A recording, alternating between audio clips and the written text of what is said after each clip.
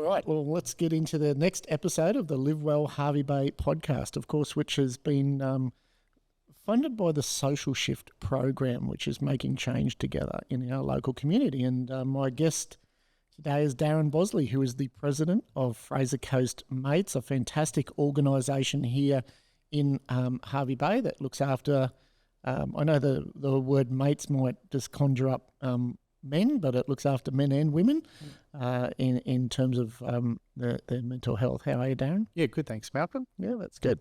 So for those people who might be watching this and have never heard of Fraser Coast Mates before in their life, can you just frame it up for me and let people know what it's all about and how it came about, perhaps? Yeah. So Fraser Coast Mates is a group that come together through tragic circumstances, and I'll talk about it in a second, that our aim is about mental health awareness and wrapping our arms around the local community. We do have the ability to offer some free counselling for people of urgent need, so we can create and help that. But our ultimate goal, I suppose, is really about for people to speak up, for people to reach out. It's that space of that where that stigma stands of people still afraid of speaking up and not sure what that feeling is, what that mental health looks like. And really getting back to our origins of Fraser Coast Mates, that's really what drives us is the story of our friend Jeff. Our good mate Jeff Redpath was larger than life. He was very popular in the community, would light up a room. You knew he was there. And we found out later he was suffering from mental health in a really deep way, where unfortunately it was responsible for the end of his life. So that I always remember when we came together the very next day. It was a group of men, and we sat around Aquaview asking questions that seemed so basic, but some really intelligent, smart men didn't know what the answer was. And there were questions like, well, what do I do? Where do I actually go if I'm not feeling well? Who do I speak with? Who do I call?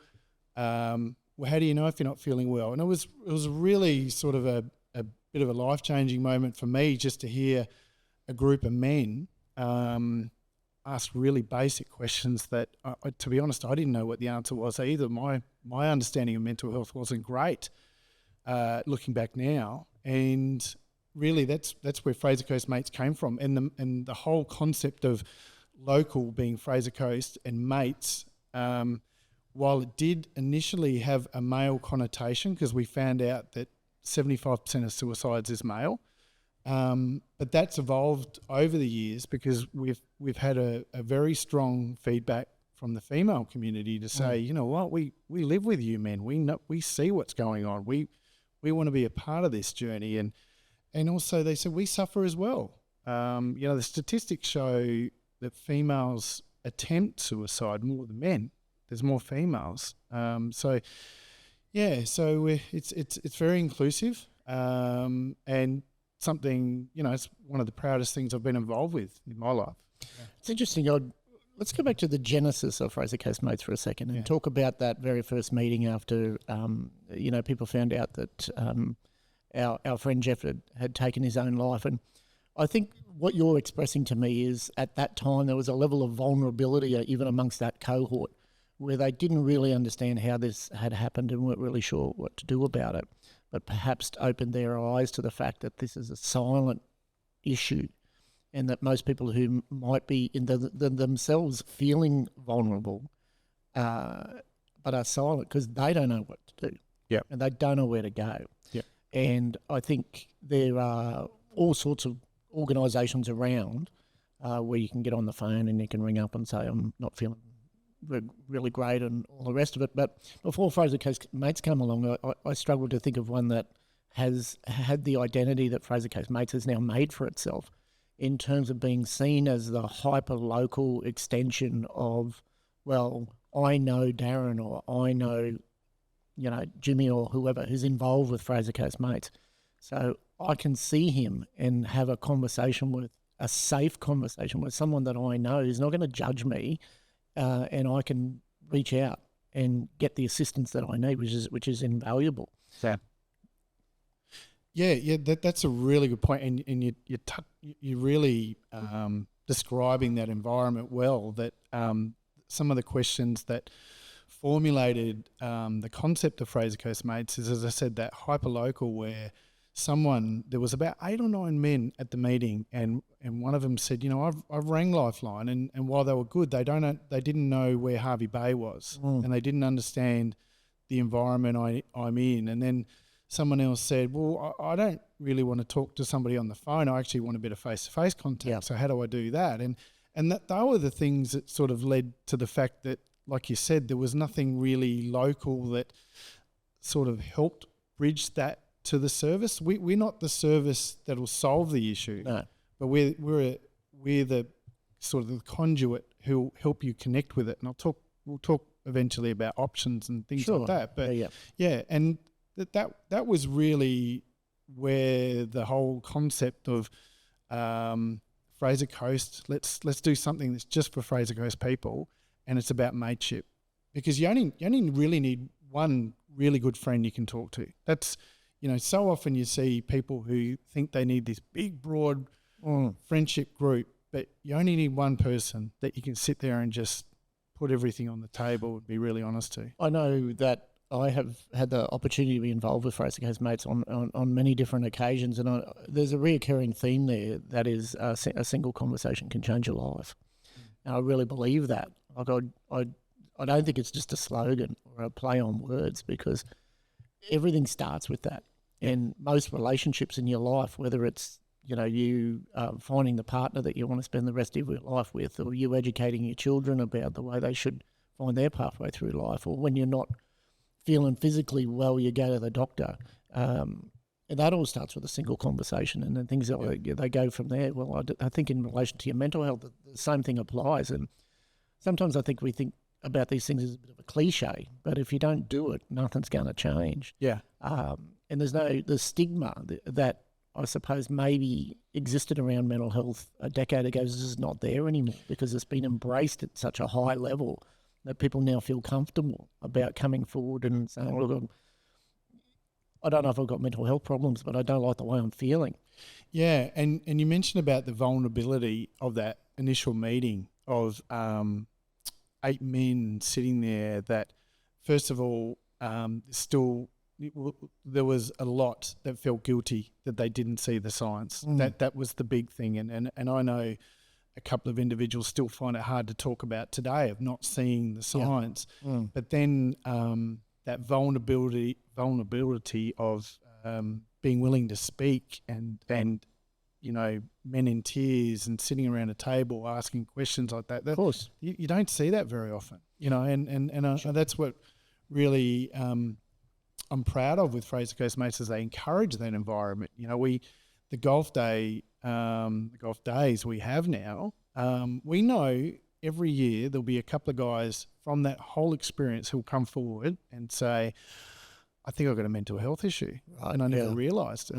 And it all comes about from some subtle things that we have in place that encourages them to speak up and talk about it and be open about it. And then all of a sudden they go, well, maybe it's affecting me, and I didn't realise it. Yeah. And to us, that's just one of the great outcomes we can have of the day. I think there's such a breadth to mental health, and it doesn't have to be a particular event. I mean, there could be people in their 50s who are now realising that they've struggled all their life as a result of childhood trauma and things like that. And until you're ready to come forward and say something about it, I absolutely know what you mean by people who, see the signs and then don't do anything about it and then deeply regret it later. And I'm one of those people, without going into the details, because it's not about me, it's about you. But I think that when that happens to you, you then become, as a result of that, hyper aware of people around you who might be acting in a bit of a different way, or they're off tilt from their normal personality. And maybe that's a cry for help. Maybe they're subconsciously saying to you, I'm not feeling real good. And just the subtle act of being asked, hey, mate, are you okay? Is everything going all right for you in your life? And I've been doing that ever since. but I'm sure it happens all the time. Yeah. Now, Yeah. with Fraser Coast Mates, so these are how conversations begin. Yeah, look, we're learning very quickly. We learn very quickly. Everyone has a story. So, and then in particular, our experience with Jeff is to never believe that the person's okay. All right, let them make it comfortable for them to tell their story. Make it comfortable for them to speak up and be a good listener. That's probably one of the big learning lessons I've learned is being a better listener, because you're so often, and again, it's attached to that stigma of it's a weakness to speak up. Yeah. It's, he's not very tough. He says he's got an issue with his mind and, just toughen up and get on with it. And that's a generational thing we've had to deal with.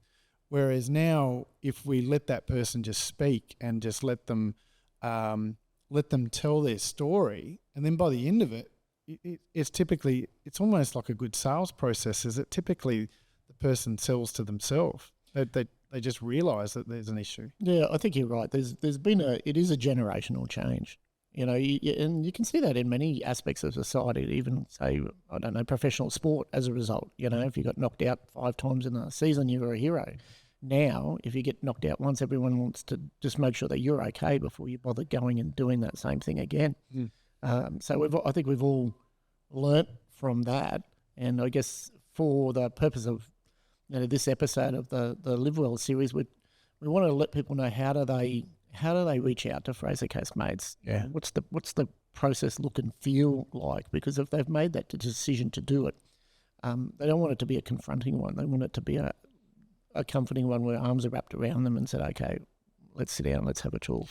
Yeah, I think to sort of take a step back from that, it's really that person who's sitting at home is not sure, not feeling well, that we always encourage them to talk to their GP, always. Yep. And I was really fortunate in my role with the Hervey Bay Advertiser to interview Dr. Chris Woolard, who's he has a practice here, Torquay Doctors, but also is on the board of Wide Bay Mental Health. And we talked about that. I said, what's that process look like? So we're Fraser Coast Mates would encourage everybody that if they're not feeling right, to go and speak to their GP. And the real key points I took away from that was, one, he said, have a relationship with your GP. So the GP's role now is not only about physical, but it's mental health as well. So even if it's physical, they've got to understand the person's ailments, the history, and also all those sort of things. So mentally now they need to understand the family circumstances, even employment circumstances, all those sort of things that are playing to it. So we really encouraged that side of things, which I was really, really encouraged to hear that, because I think there is an expectation from people that when they go to the GP is going to go, here's some antidepressants or here's a mental health plan. Yeah. And that's, yes, there's been examples of that. And Chris talked about it. That's sometimes is a perception, but it's not the general process. And he talked about some of it. And the other thing he was really strong on was about doctors are now about preventative. So yes, there's tablets, there's pills, there's programs that you can put through once the ailment's been found, or sickness and that sort of thing. But he said, for mental health, a lot of it's about preventative, about the things that you can put in place to avoid getting any further and improve your mental health. So getting back to the question about Fraser Coast Mates, everybody's circumstances is different. So if it's someone who contacts Fraser Coast Mates and we're concerned and they're concerned, they feel that they need an urgent, we can put them in front of a counsellor typically within 72 hours. And that's a real challenge in the community at the moment in terms of resources. But we're really strong on that, and we've got some fantastic organisations we work with that allow us to do that. But then there's sometimes people who just want to reach out and just, I just generally just want to talk to somebody. I generally just want to connect. There could be that they're new to town, or they've just lost a family member and they don't have any friends and things like that. And that's where we're really encouraged by the different groups that's available, that we encourage them to see. And I'm touching on a key part I'll talk about in a second, but that's when we'll say to that person, well, look, maybe what you need to do is go out and meet Walk and Talk Hervey Bay. Yeah. They're a group of men, they walk 2 to 3 times a week, connect with them and see how that works.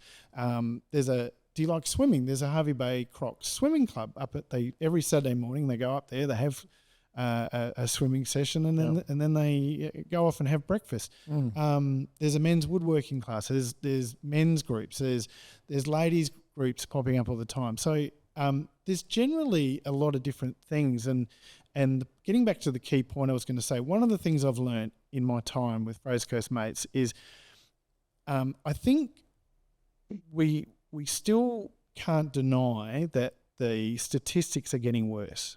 So we've moved it since COVID. We've moved from 8 suicides each day to 9 suicides. So we're getting worse. We're not.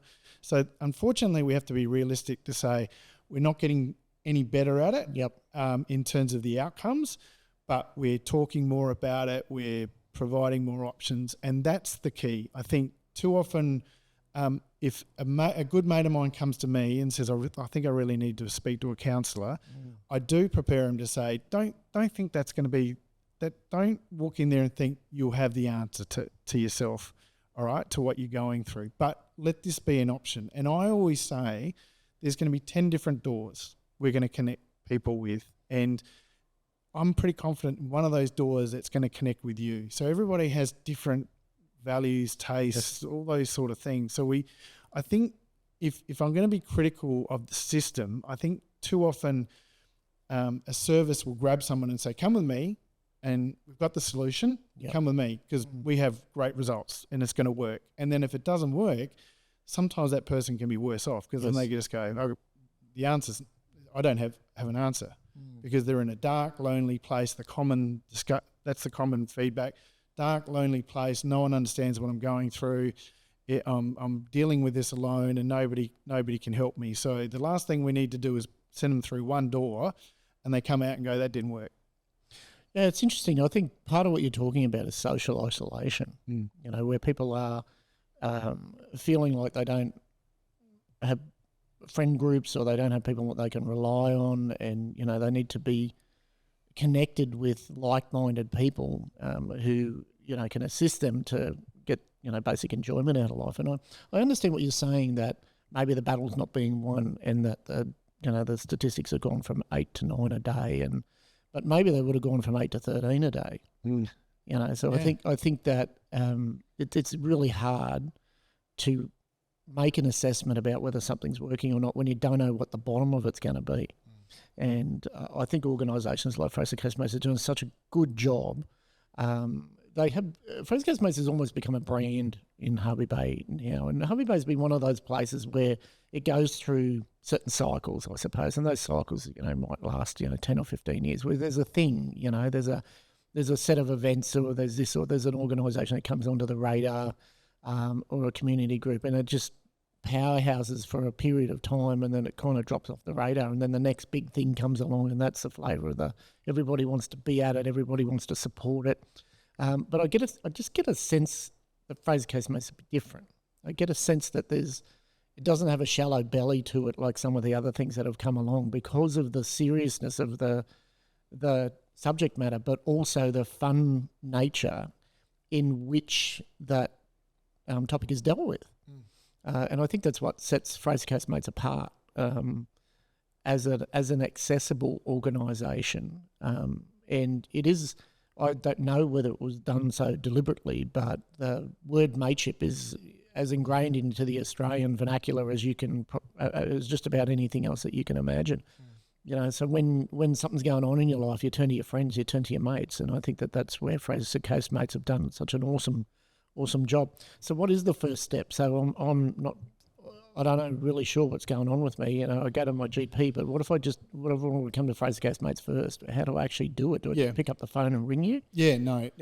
Look, it's at the moment it's just a very simple process of either going to our website and sending us a message. There's a contact form there that they send it through, or even sending a message through Facebook. So our Facebook page and our website is really the main communication platforms between them at the moment.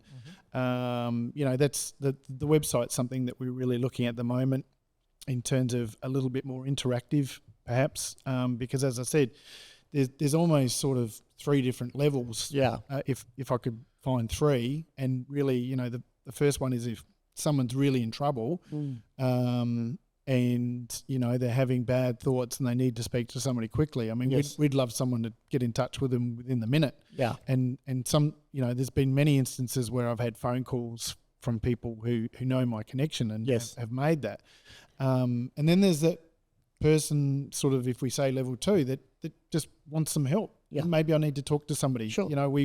We would get almost a weekly email of someone, my marriage is broken up and I'm not feeling great, Yes. or I've lost my job and I'm not feeling great, and I think I might need to speak to somebody. And we love those emails. Sure. Because that person traditionally wasn't speaking to anybody. Yes. Was just trying to keep it quiet. Yeah. So we will make sure that we send them the details, connect that. And then, as I said, there's that third level of someone who goes, maybe that social interaction, that social connection, how do I do that? Yeah. And that's, again, something that we're working on to sort of make it easier for people.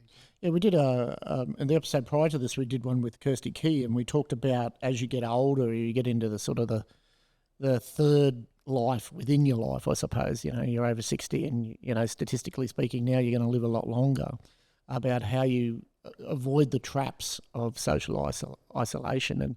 And but sometimes I think to myself when I look around that I wonder whether there's a more social isolating place than people in their 30s who are both working full time and don't have any, just endured 13 interest rates in a row and are just peddling to keep their head above water and look after family and all the rest of it. What time have they got for each other, let alone going out and, and doing all the social parts of it? And you're touching on a really good point of the different circumstances. So often we talk about mental health as a community issue, and we don't relate it to age, family circumstances. We youth's getting spoken a lot more about, which it should, but maybe that's something that we need to be doing better. And even Fraser Coast Mates is sort of looking at that, about the different ones. So what can we do for the youth?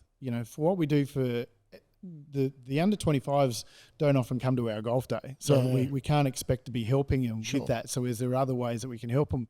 And similar to the age of the over 65 is retired and a bit of social isolation. I mean, we've had circumstances where they've lost their partner of 40 years and they don't have any family living up here. They don't have anyone else to contact. What do? And fortunately, in particular, Hervey Bay has some amazing programs in place for those groups. Yes.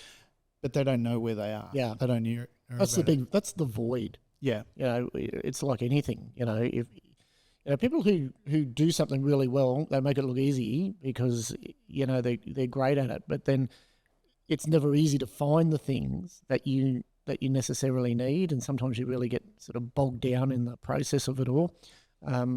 I suppose the other thing that might be really valuable for people who are sort of watching or listening to this is that I've known you a long time, and I've known a lot of people on Fraser Coast Mates a long time, and I can honestly say to you, no one has ever said to me, hey, guess what? Johnny Smith has reached out to us because he's having problems, right? And this is a community where a lot of people do know each other, and I would perhaps perceive, rightly or wrongly, that some people might not want to reach out to Fraser Coast Mates if they know people on Fraser Coast Mates. Yep. Because they don't want to be getting talked about down the pub. Yep. And from what I can see, that doesn't happen because it's a vault. That's really important to us as a committee. That.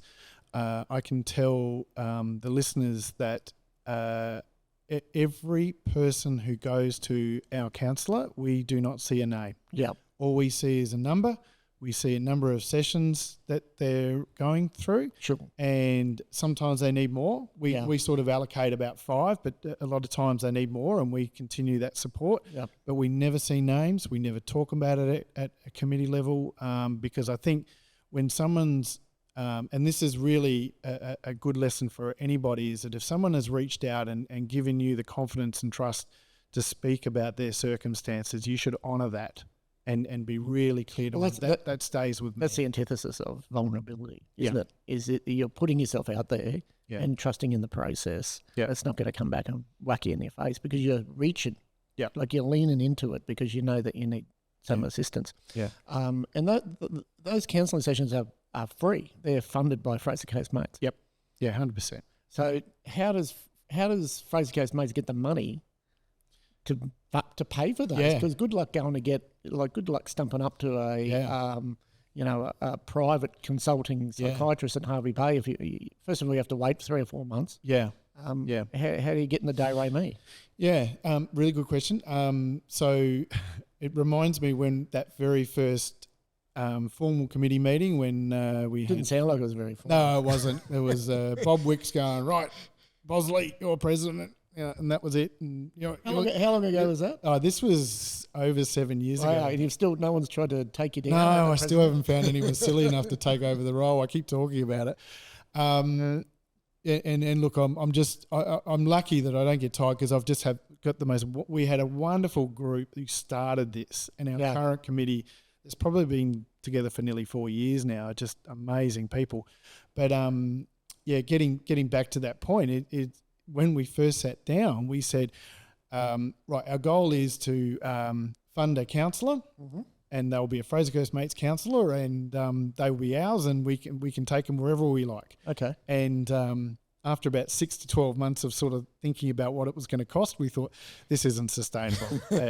So we were really fortunate to connect with Sandra Holbrook from the Hervey Bay Chamber of Commerce, and she was involved with a counselling service called Trauma Assist now. And she sat us down and said, look, let's work out an agreement, what it'll cost you, and we've set that up. And then we've also got another counsellor called Mike Raddick, who we come across 3 or 4 years ago, and look, we just get such great feedback on it. So really, Jeff's wife Kim Redpath, who's our patron now, still involved with our group. She was the one who come forward and said, listen, why don't you just, the boys get together on 12-month anniversary of Jeff, why don't you get together and just have a golf day and raise a little bit of funds, and that might get you started. And so we didn't know what that would do, and so we had about 70 or 80 guys, and we raised about $15,000. And we said, this is great. This will cover about 150 counselling sessions. Yeah, this is great. And then all of a sudden, from that, it just blew. It just went crazy. We had people come forward saying, we want to donate money, which, we didn't really ask for that. No, we want to help. And then groups reaching out, we're having a fundraiser, we want you guys to be involved. And really our core fundraising events is really now our golf day. And I should talk about Maryborough in a second. We do our golf day here in Hervey Bay. We have one in Maryborough. We have a tennis night, and we also have dinners. The Pink Dinner, which is here, which you were kind enough to be a sponsor for last year. And they've been great. I mean, they do enough that what we need to cover the counselling expenses throughout the year. And I should mention our Maryborough. So you talk about the parochialism. That's what I think it is. I think we're very fortunate at Hervey Bay that there's been a number of examples where the community just wrap your arms around you and say, we're going to support you, we're going to make it work. And then, but unfortunately, most of our committee were based in Hervey Bay. So we had a group come forward about 18 months ago. He said, we want to do this in Maryborough. We want to have a golf day, which is really close to us because that was where Jeff was born. Of course, yes. Out from Maryborough. So initially they had a dinner, and then that was amazing. We had 200 people turn up, and then we had the golf day. Well, that was almost a sellout on the very first one. So Maryborough was another one that just I think both communities understand what mental health is doing in our community, and I think they want to make a difference. And I think that's what's really helped us. Well, it doesn't discriminate. No, that's the thing with mental health. Is anyone can get it, and it doesn't discriminate. As a part of this series, every guest who comes along, he gets a donation to a charity of their choice. Tell me about who you would like that money to go to. My Fraser Coast Mates committee are going to kill me, but we've chosen. Don't worry about that.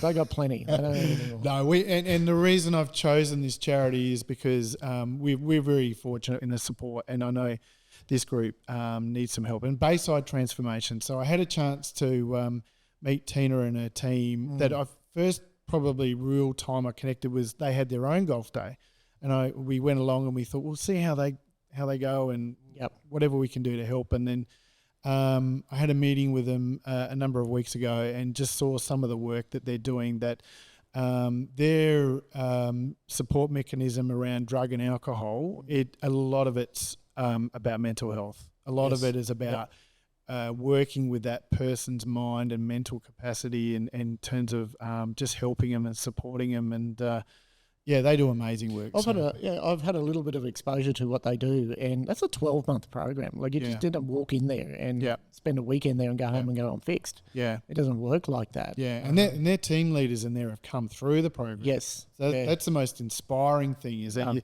when you go there, these people talk to you, and when they tell you where they've come from, you just go, look at me, I'm the finished product. Yeah, fair enough. Yeah.